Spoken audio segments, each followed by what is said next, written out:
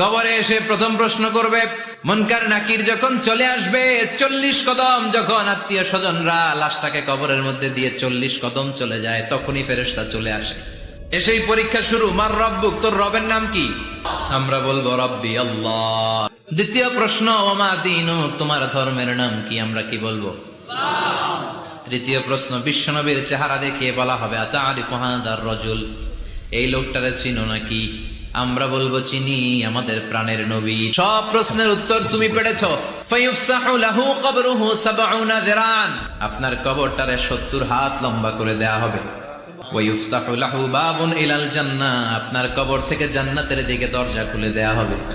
ওয়ায়ুলবাসু মিন লিবাসি আহলিল জান্নাহ, জান্নাতের 2টা রেশমি কাপড়ের পোশাক এনে আপনারে পরিয়ে দেয়া হবে। আর বলা হবে, নাম কানাউমিল আরুস, ঘুমাও। তোমাকে লম্বা সময় পাড়ে দিতে হবে, ঘুমাও। কানাউমিল আরুস, যেমনি